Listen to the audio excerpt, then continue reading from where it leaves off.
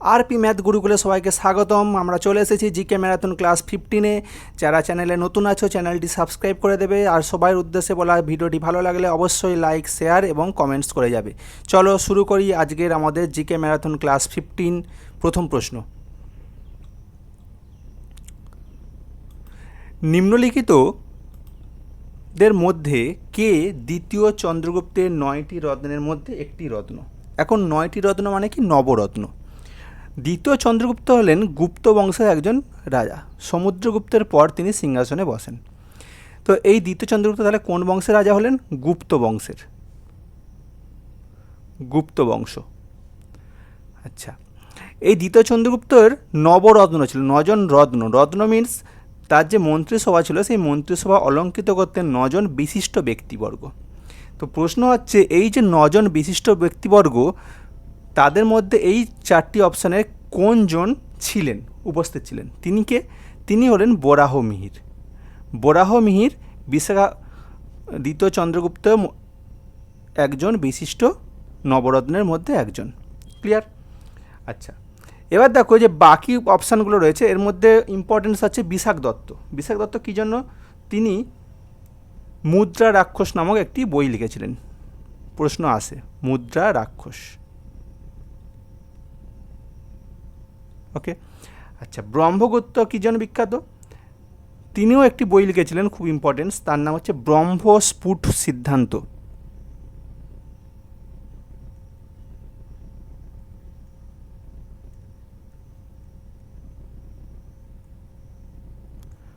ওকে, আর মোগ্গাল্লান হলেন বুদ্ধের শিষ্য, গৌতম বুদ্ধের শিষ্য।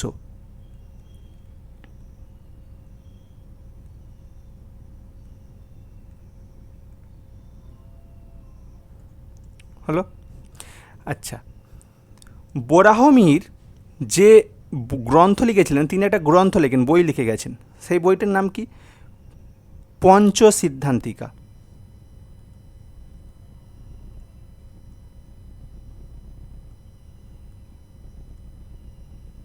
ওকে, তাহলে এতগুলো ইম্পর্টেন্ট প্রশ্ন কিন্তু তোমরা এখান থেকে পাবে। মুদ্রা রাক্ষস কার লেখা, পঞ্চসিদ্ধান্তিকা কার লেখা, মোগ্গাল্লানা কে ছিলেন, ব্রহ্মস্ফুট সিদ্ধান্ত বইটির লেখক কে, দ্বিতীয় চন্দ্রগুপ্ত কোন বংশের রাজা। তাহলে এতগুলো প্রশ্ন কিন্তু তোমরা একটা থেকেই কমন পেয়ে যেতে পারো। চলো নেক্সট কোশ্চেন, ভূগোলের জনক কাকে বলা হয়? এটা আগেও আমরা করেছি। ভূগোলের জনককে এরাটোস্থেনিস। এরাটোস্থেনিস। ওকে, আর একটা প্রশ্ন এখান থেকে আসতে পারে, এটা ভূগোলের জনক, যদি প্রশ্ন আসে father of Indian geography, father of Indian geography,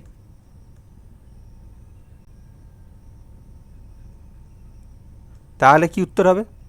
তাহলে উত্তর হবে James Rennell. James Rennell. Okay, James Rennell হলেন father of Indian geography.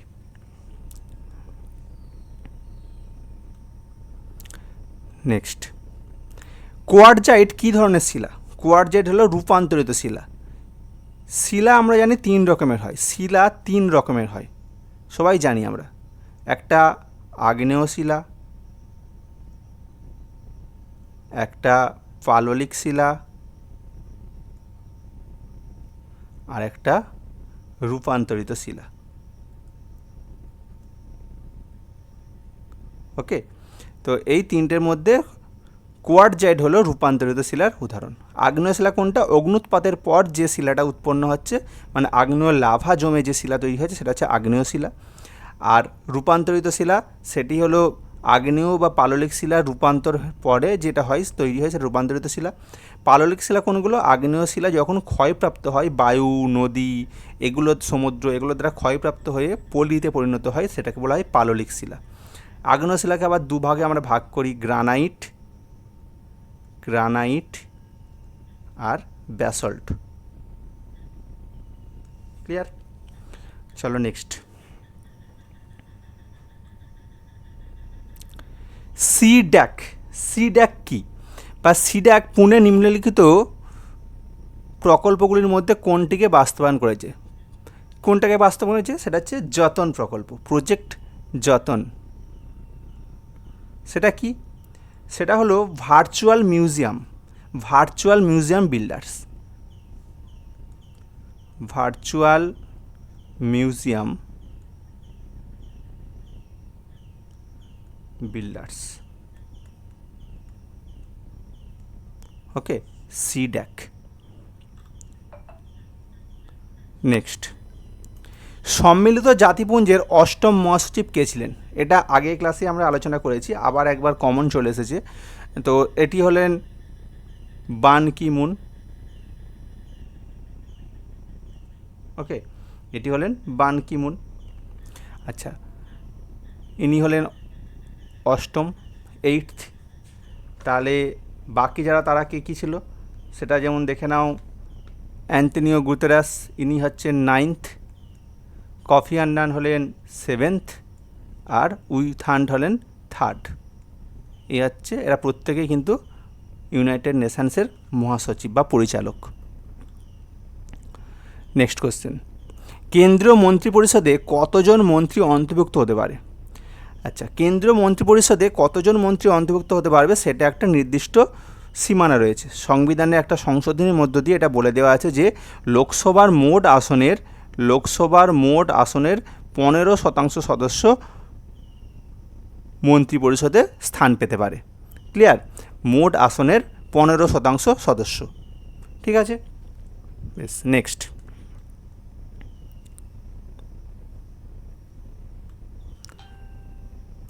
Bharatmala পরিযোজনা কিসের সাথে সম্পর্কিত? ভারতমালা একটা প্রকল্প, এই ভারতমালা প্রকল্প কিসের সঙ্গে যুক্ত? সড়ক পথের সঙ্গে যুক্ত। গুরুত্বপূর্ণ সড়ক পথ তৈরি, ফ্রেট করিডর বা বাণিজ্য পথ, এরকম জিনিসগুলো তৈরি করার জন্য এটা করা হয়েছিল, মেনলি ইকোনমিক করিডর তৈরি করার জন্য। Economic corridor.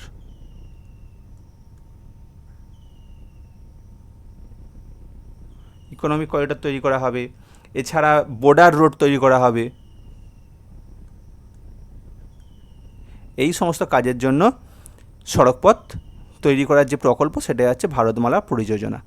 আচ্ছা, রেলপথ, টেলিকম, বন্দর, এগুলোর সঙ্গে কিছু যোজনা রয়েছে, যেমন ধরো সাগরমালা পরিকল্পনা, খুব ইম্পর্টেন্ট। ভারতমালা এসেছিল এক বছর, এবছর সাগরমালা আসতে পারে। তাহলে সাগরমালা পরিকল্পনা কি? এটা হচ্ছে ইন্টারলিঙ্কিং পোর্টস অ্যান্ড রেলপথ, ইন্টারলিঙ্কিং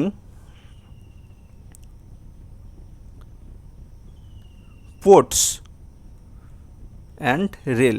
কীভাবে হবে না, ধরো আমাদের ভারতবর্ষে তো অনেক পোর্ট রয়েছে, রাইট? এবার দেখো, ধরো এইখানটায় রয়েছে হলদিয়া পোর্ট, ওকে, এখানটা রয়েছে পারাদ্বীপ, আচ্ছা, এখানটা রয়েছে বিশাখাপত্তনম। ক্লিয়ার? এটা হচ্ছে বিশাখাপত্তনম, আমি শর্টে লিখলাম, এটা লিখলাম পারাদ্বীপ, আচ্ছা, এটা লিখলাম হলদিয়া। এবার দেখো, এই যে বন্দরগুলো রয়েছে, এই বন্দরগুলোকে সংযোগ করা কীভাবে হবে? রেলপথ দিয়ে। তো এই যে রেল লাইন এখান দিয়ে যাবে প্রতিটা বন্দরকে ছুঁয়ে ছুঁয়ে, সেই রকম রেলপথ তৈরি করার প্রকল্পের নাম হচ্ছে সাগরমালা প্রকল্প। ক্লিয়ার? পরীক্ষায় কিন্তু আসতে পারে, খুব ইম্পর্টেন্ট। চলো নেক্সট, জাতীয় গ্রামীণ স্বাস্থ্য মিশন চালু হয়েছিল কোন বছর? জাতীয় গ্রামীণ স্বাস্থ্য মিশন এটা চালু হয়েছে 2005 সালে, 2005 সালে।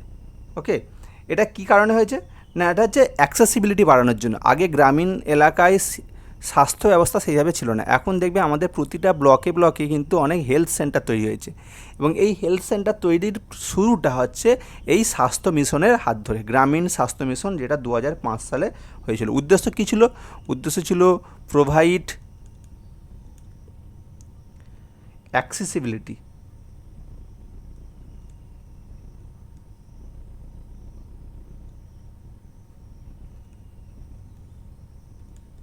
আর কি করবে? Affordable health care.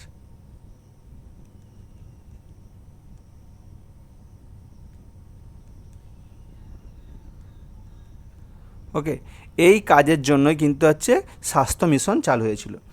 এরই একটা মডিফাইড ভার্সান বলতে পারো, সেটা হচ্ছে 2013 সালে চালু হলো। সেটা কি? সেটা হচ্ছে national urban health mission.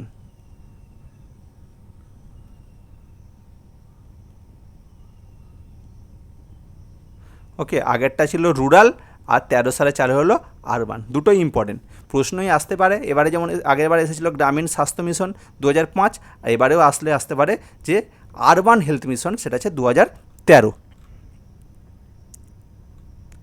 Next, ভারতের প্রথম রেল বিশ্ববিদ্যালয় কোথায় অবস্থিত? ভারতের প্রথম রেল বিশ্ববিদ্যালয় কোথায় অবস্থিত? রেল বিশ্ববিদ্যালয় কোথায় অবস্থিত? সেটা হলো গুজরাটের ভদোদরা। গুজরাটের ভদোদরাতে প্রথম রেল বিশ্ববিদ্যালয়টা তৈরি হয়েছিল। কত সালে তৈরি হয়েছিল? 2018 সালে। 2018 সালে। ক্লিয়ার? এই রেল বিশ্ববিদ্যালয়ের একটা নাম আছে। কি নাম আছে? নামটা হচ্ছে গতি শক্তি বিশ্ববিদ্যালয়। গতি শক্তি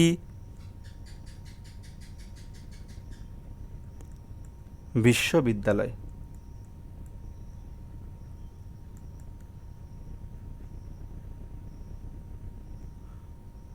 গতিশক্তি বিশ্ববিদ্যালয়।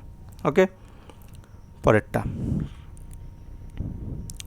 ভারতের সদর দপ্তরে থাকা আন্তঃসরকারি ট্রেডি ভিত্তিক সংস্থা কোনটি? আন্তঃসরকারি ট্রেডি ভিত্তিক সংস্থা হচ্ছে আইএসএ। আইএসএ। ওকে, আইএসএ কি এটা? এটা হচ্ছে ইন্টারন্যাশনাল সোলার অ্যালিয়েন্স।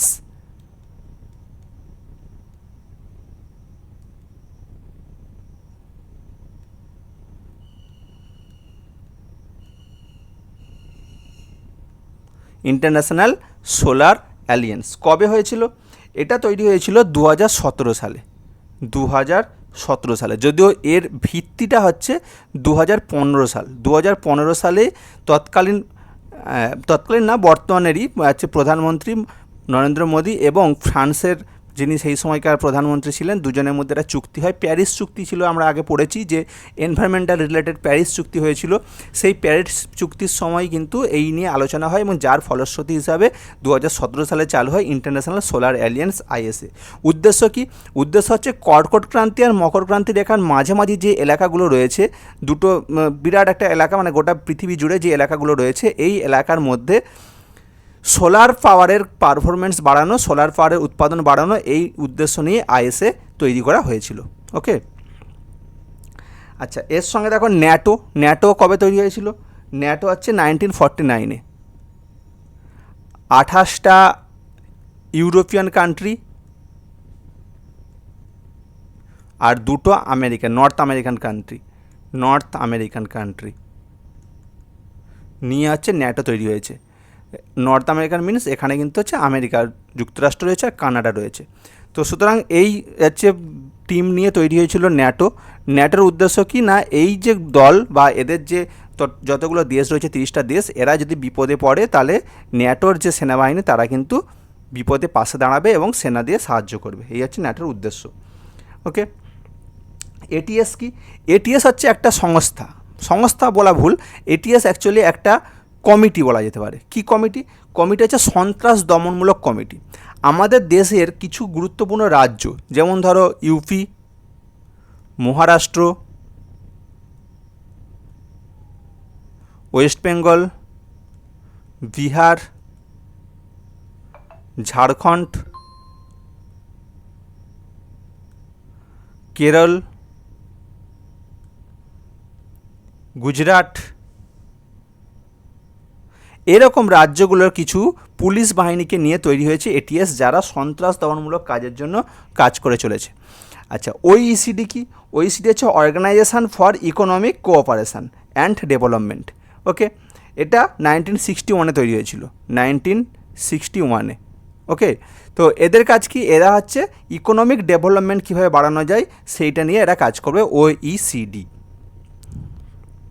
ফুল ফর্মটা আরেকবার বলে দিচ্ছি, organisation for economic cooperation and development. URL কি? ইউআরএল কি না, এটি হলো ওয়েব পেজের ঠিকানা। ঠিক আছে, এটা কি? ওয়েব পেজের ঠিকানা।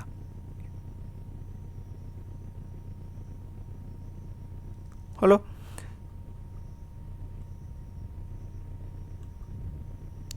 পরের প্রশ্ন, নিচের কোন যন্ত্রটি তুলনামূলকভাবে উচ্চ তাপমাত্রা পরিমাপ করতে ব্যবহৃত হয়? যেমন চুল্লিতে দেখা যায়। উচ্চ তাপমাত্রা পরিমাপ করতে যে এটা ব্যবহার করা হয় তার নাম হচ্ছে পাইরোমিটার। কি নাম? পাইরোমিটার। ওকে, আচ্ছা, এবার দেখো এখানে আরও কতগুলো নাম রয়েছে, যেমন ধরো বোলোমিটার। বোলোমিটারের কাজ কি? তড়িৎ চুম্বকীয় বিকিরণ পরিমাপ করা। তড়িৎ চুম্বকীয় বিকিরণ পরিমাপ হলো। আচ্ছা, অ্যামমিটারের কাজ কি? অ্যামমিটারের কাজ হলো তড়িৎ প্রবাহ পরিমাপ। তড়িৎ প্রবাহ পরিমাপ। ক্লিয়ার? আচ্ছা, ফ্ল্যাক্স মিটার। ফ্ল্যাক্স মিটারের কী কাজ? চৌম্বকীয় প্রবাহ পরিমাপ।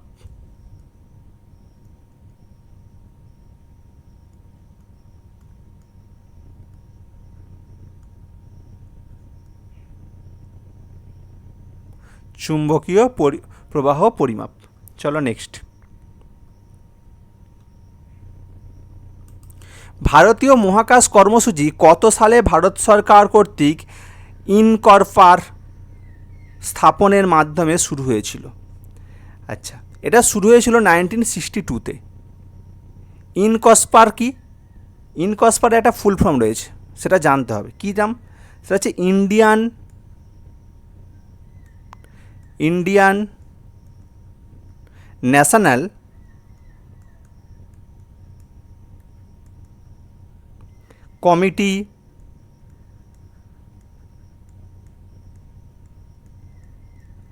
Committee for space research.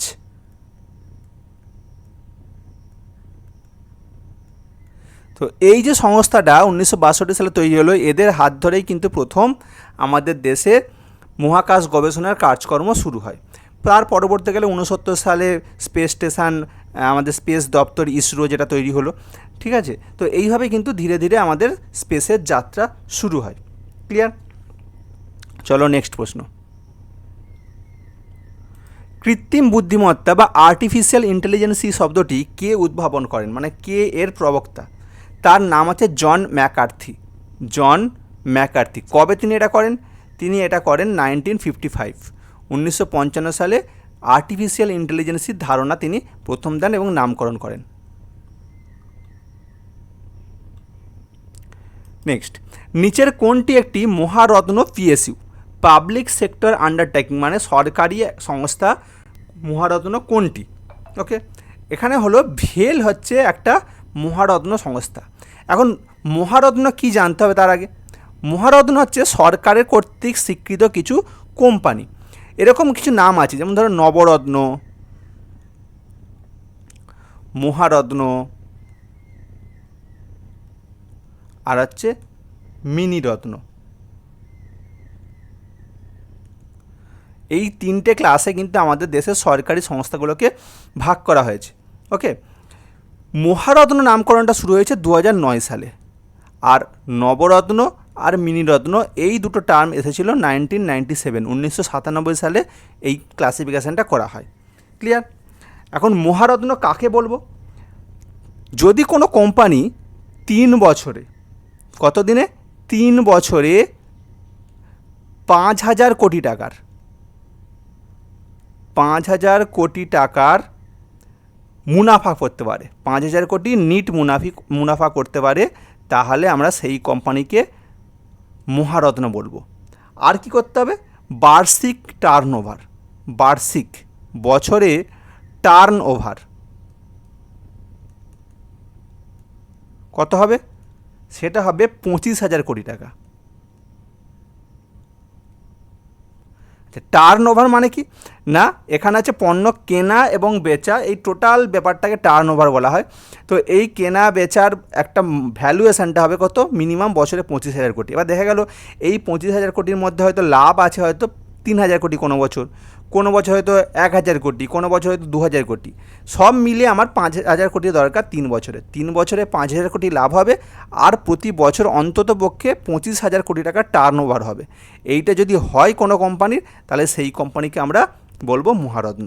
ওকে, বর্তমানে আমাদের দেশে 14টা মহারত্ন রয়েছে, 14টা মহারত্ন রয়েছে।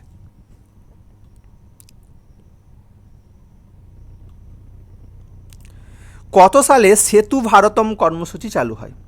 সেতু ভারতম কর্মসূচি কবে চালু হয়েছে? এটা চালু হয়েছে 2016 সালে। কি সেটা? সেতু ভারতম কর্মসূচি হচ্ছে আমাদের দেশে যে রেলপথগুলো রয়েছে সেই রেলপথের ওপর দিয়ে, মানে যদি কোনো সড়ক পথ থাকে, হাইওয়ে থাকে, তাহলে এই হাইওয়েগুলোকে কী হবে, ফ্লাইওভার করে দেওয়া হবে। মানে রেলপথের সঙ্গে কোনো বাধা সম্মুখীন যাতে না হয়, সেটি হচ্ছে সড়কপথ তৈরিতে, সেটা হচ্ছে ব্রিজের মাধ্যমে কমপ্লিট করা হবে। মানে ধরো যে এই যে রেলপথ গেছে, রেলপথের কাছে ধরো এখান থেকে যদি সড়কপথ ছিল যেত, তাহলে এই সড়কপথটায় কী হবে, আমাকে ফ্লাইওভার করে দেওয়া হবে, ফ্লাইওভার দিয়ে গাড়ি যাতায়াত করবে। তাহলে এই যে সিস্টেমটা, মানে যেখানেই রেলপথ আর সড়কপথের কানেকশান থাকবে হাইওয়ের, সেই রকম জায়গাগুলোতে কী হবে না, রেলপথের উপর দিয়ে একটা করে ফ্লাইওভার বানিয়ে দেওয়া হবে, যাতে সড়কপথের যে গাড়িগুলো যাবে সেগুলো বাধার সম্মুখীন না হয়। এই প্রকল্পটা আছে সেতু ভারতম প্রকল্প, যেটা 2016 সালে চালু করা হয়েছিল।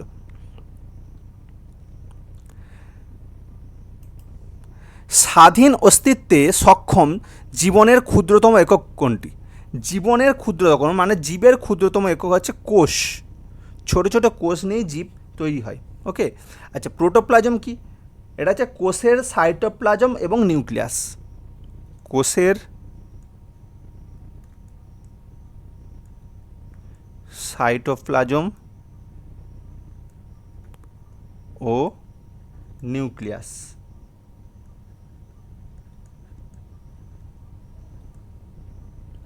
তাহলে সাইটোপ্লাজম কি? সাইটোপ্লাজম হলো একটা দ্রবণ। কি দ্রবণ? না পুরু দ্রবণ, যা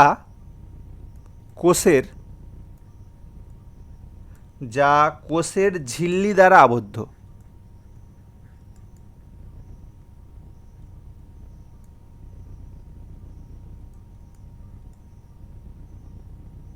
ওকে, আচ্ছা, আর রসপূর্ণ গহ্বর কি? এর নাম হচ্ছে ভ্যাকুয়াল।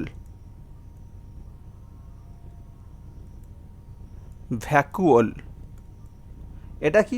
এটা হচ্ছে কোষ অঙ্গাণু।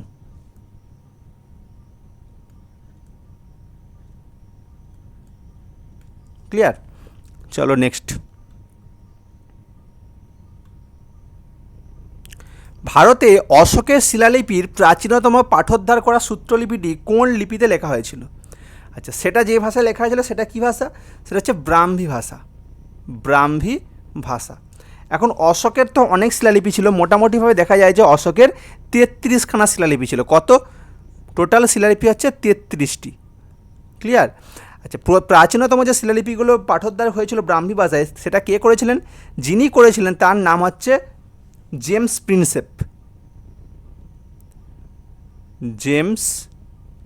প্রিন্সেপ।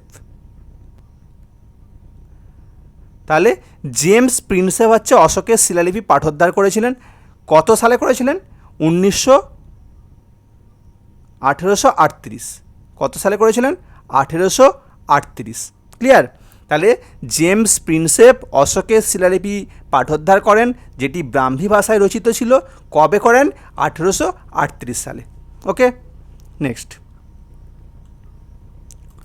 নিচের কোন ব্যক্তি বাদ্যযন্ত্র সন্তুরের সাথে যুক্ত নয়? আচ্ছা, কে সন্তুরের সাথে যুক্ত নয় বলেছে? তিনি কে? ওস্তাদ আমজাদ আলী খান। তিনি কিসের সঙ্গে যুক্ত? তিনি সরোদবাদক।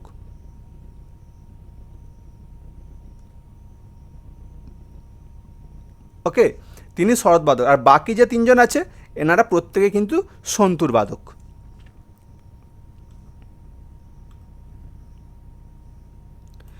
প্রিজমের দুটি চরম প্রান্তে যে দুটি রং গঠিত হয় সেগুলি কি কি?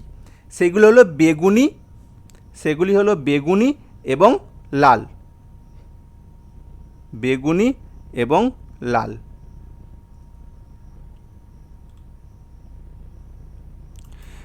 পাখাল বন্যপ্রাণী অভয়ারণ্য কোথায় অবস্থিত? পাখাল বন্যপ্রাণী অভয়ারণ্য কোথায় অবস্থিত? এটা হচ্ছে ওয়ারাঙ্গলে অবস্থিত। প্রশ্নটা এটা জায়গা দিয়েছে, এটা যদি রাজ্য দিত তাহলে কী হতো? তেলেঙ্গানা। তেলেঙ্গানা। ওকে, তাহলে পাখাল বন্যপ্রাণী অভয়ারণ্য কোথায় অবস্থিত? তেলেঙ্গানায়।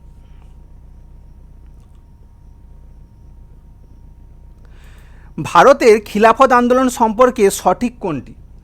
কোন অপশানটি খিলাফত আন্দোলন সম্পর্কে সঠিক? এটা হচ্ছে কী ছিল না, খিলাফত ছিল তুর্কি সুলতানের সমর্থনে একটি আন্দোলন। তুর্কি যে খলিফা, সেই খলিফার সমর্থনে এই আন্দোলন হয়েছিল খিলাফত।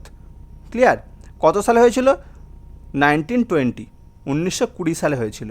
20 থেকে 22 এই সময়কালের মধ্যে খিলাফত আন্দোলন হয়েছিল। কারা নেতৃত্ব দিয়েছিলেন? আলী ব্রাদার্স। আলী ব্রাদার্স।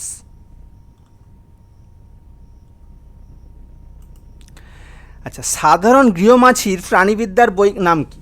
সাধারণ বাড়িতে আমরা যে মাছিগুলো দেখি তার বৈজ্ঞানিক নাম কি? মুস্কা ডোমেস্টিকা। মুস্কা ডোমেস্টিকা। ওকে। আচ্ছা, ট্রিটিকাম এস্টিভাম কি? ট্রিটিকাম এস্টিভাম হলো একটি গমের এক রকমের রাসায়নিক, গমের এক রকমের সায়েন্টিফিক নাম। ঠিক আছে, গমের সায়েন্টিফিক নাম হচ্ছে ট্রিটিকাম এস্টিভাম। মুস্কা ডোমেস্টিকা হলো সাধারণ গৃহমাছির বৈজ্ঞানিক নাম। আচ্ছা, ফ্যানিয়া কি? ফ্যানিয়া হলো গৃহমাছি ছাড়া অন্য যে সকল মাছি আছে, অন্য মাছি, গৃহমাছি ছাড়া অন্য যে সমস্ত মাছি, দেখবে অনেক সময় আমরা ফল কাটি কিছু মাছি চলে আসে, এই ধরনের যে মাছি, এরা সাধারণত বাড়িতে আসে না কিন্তু মাঝে মাঝে আসে, এই ধরনের মাছিগুলোকে বলা হয় ফ্যানিয়া। আর হোমোসেপিয়েন্স কি? হোমোসেপিয়েন্স হচ্ছে আধুনিক মানব।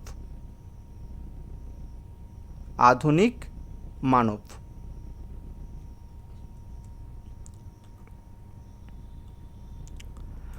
আচ্ছা, ভারতীয় সংবিধানের বাস্তবায়নের সময় মূলত যে সমস্ত ধারা তাতে উপস্থিত ছিল তার মোট সংখ্যা কত?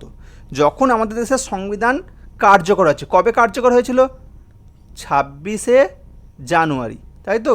26শে জানুয়ারি কবে? সালটা হলো 1950। তাহলে 1950 সালের 26শে জানুয়ারি যখন সংবিধান কার্যকর হচ্ছে, এই দিনে কার্যকর হচ্ছে, তাহলে এই সময় আমাদের দেশের সংবিধানে কতগুলো আর্টিকেল ছিল, কতগুলো ধারা ছিল? ঠিক আছে, ধারা জানতে চেয়েছে কতগুলো ধারা ছিল। সেই সময় ধারা ছিল 395টা। ওকে, 395টা ধারা ছিল। আর কি ছিল তার সঙ্গে? আরেকটা কয়েকটা জিনিস জানতে হবে, যেমন পাঠ ছিল, পাঠ ছিল কটা? 22টা ছিল। আর শিডিউল কটা ছিল? শিডিউল ছিল 8খানা। এবার যখন বর্তমান পরিস্থিতি আসলো, মানে 2025 সালে যদি আমরা দাঁড়িয়ে দেখি, তাহলে এখন আমাদের আর্টিকেল কতগুলো রয়েছে? এখন আর্টিকেল রয়েছে 470টা। ওকে, পার্ট রয়েছে কত? পার্ট রয়েছে 25টা। আর শিডিউল কত রয়েছে? 12টা। কেন এত বেড়ে গেল?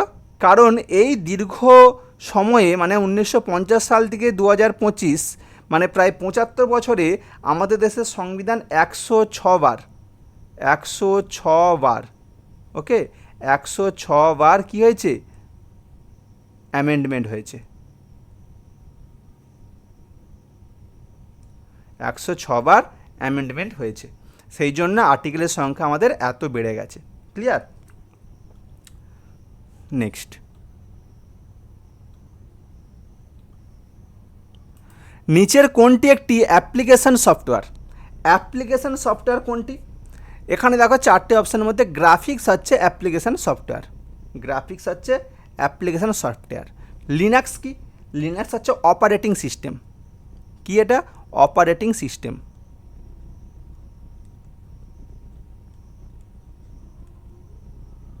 আচ্ছা, ম্যাকটা কি? ম্যাকটা এরকমের অপারেটিং সিস্টেম, এটা সাধারণত অ্যাপেলের ক্ষেত্রে ইউজ করা হয়, অ্যাপেল ইউজ করে। কবে চালু করেছিল এটা? এরা চালু করেছিল 2001 সালে। ওকে, আচ্ছা, আর একটা পড়ে গেল ইউনিক্স। ইউনিক্স কি? এটা হচ্ছে multi operating system. Multi operating system. Okay,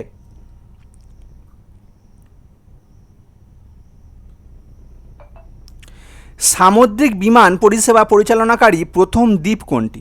সামুদ্রিক বিমান পরিষেবা, সমুদ্রের মধ্যে বিমান পরিষেবা প্রথম যে দ্বীপে হয় সেটা হচ্ছে আন্দামান নিকোবর দ্বীপপুঞ্জ। কত সাল থেকে হচ্ছে?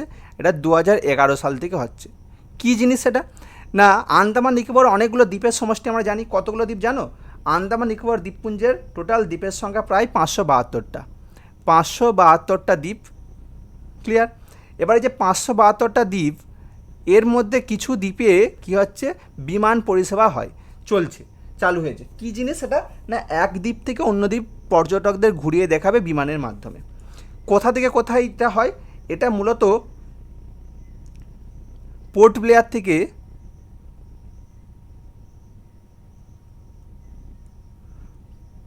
ব্লেয়ার থেকে হ্যাভলক, এই দ্বীপের মধ্যে এই বিমান চলাচল করে এবং এই বিমানের মাধ্যমে আমরা যে ব্যারেন নরকন্ডম যে আগ্নেয়গিরিগুলো রয়েছেন আন্দামান নিকোবর দ্বীপপুঞ্জের পার্শ্ববর্তী, সেই জায়গাগুলোকেও এখানে ঘুরিয়ে দেখা হয়। ক্লিয়ার? আচ্ছা, এই প্রসঙ্গে একটা দ্বীপ আন্দামানের নীল দ্বীপ, খুব ইম্পর্টেন্ট দ্বীপ, নীল দ্বীপ। এই নীল দ্বীপের নামকরণ হয়েছে নতুন, কি? শহীদ দ্বীপ। শহীদ দ্বীপ কবে হয়েছে? 2018 সালের 23শে জানুয়ারি। 2018 সালে নেতাজি সুভাষচন্দ্র বসুকে সম্মান জানাতে নীল দ্বীপের নাম পরিবর্তন করে করা হয়েছে শহীদ দ্বীপ।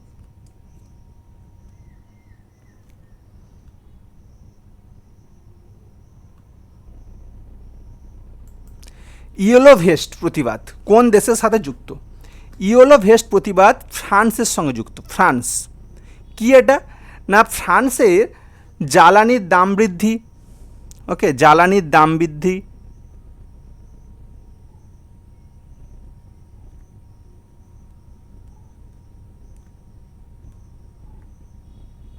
এছাড়া উচ্চ জীবনযাত্রার জন্য খরচ, মানে জীবনযাত্রার মানের খরচ, জীবনযাত্রার উচ্চ খরচ, মানে সোজা কথায় ডেলি লাইফের এক্সপেন্সিভ রেটটা অনেক বেড়ে যাচ্ছে। এই সমস্ত কিছুর প্রতিবাদে, জিনিসপত্রের দাম বাড়ার প্রতিবাদে ফ্রান্সের মানুষ আন্দোলন করেছিল, যেটাকে বলা হচ্ছে ইয়েলো ভেস্ট আন্দোলন। কবে করেছিল? 2018 সালে। ওকে। নোবেল পুরস্কার প্রদানকারী প্রতিষ্ঠান সুইডিশ একাডেমি কিসের সাথে যুক্ত? সুইডিশ একাডেমি যুক্ত সাহিত্যের সঙ্গে। সুইডিশ একাডেমি, এটি 1776 সালে, সুইডিশ একাডেমি 1700 সালে তৈরি হয়। ওকে, 1786 সালে সুইডিশ একাডেমি তৈরি হয়, যারা সাহিত্যের সঙ্গে যুক্ত। সাহিত্যে যা নোবেল পুরস্কার দেওয়া হয় সেটা এই সুইডিশ একাডেমি থেকেই দেওয়ার ব্যবস্থা করা হয়েছে।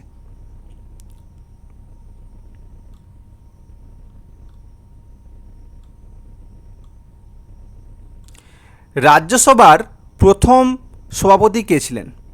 রাজ্যসভা, রাজ্যসভা মানে কি? রাজ্যসভা মানে আমাদের পার্লামেন্টের একটি কক্ষ, তাই তো? আমরা আগেই পড়েছি রাজ্যসভা সম্পর্কে। পার্লামেন্ট এর দুটো কক্ষ আমরা জানি, একটা লোকসভা আর একটা রাজ্যসভা। এখন দেখো, এই যে লোকসভাটা নিম্নকক্ষ, রাজ্যসভা উচ্চকক্ষ। তাহলে রাজ্যসভার যিনি সভাপতি মানে চেয়ারম্যান, তিনি কে? তিনি কে? পদাধিকার বলে তিনি কে?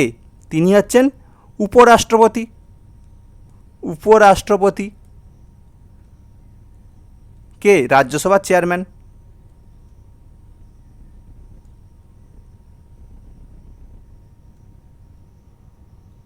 উপরাষ্ট্রপতি রাজ্যসভার চেয়ারম্যান। আর লোকসভার চেয়ারম্যান কে? সে হচ্ছে অধ্যক্ষ। ওকে, তাহলে উপরাষ্ট্রপতি যদি রাজ্যসভার চেয়ারম্যান হন, তাহলে রাজ্যসভার প্রথম সভাপতি মানে কি? প্রথম উপরাষ্ট্রপতি। তাহলে আমাদের দেশে প্রথম উপরাষ্ট্রপতি কে? ডক্টর সর্বপল্লী রাধাকৃষ্ণন। ওকে,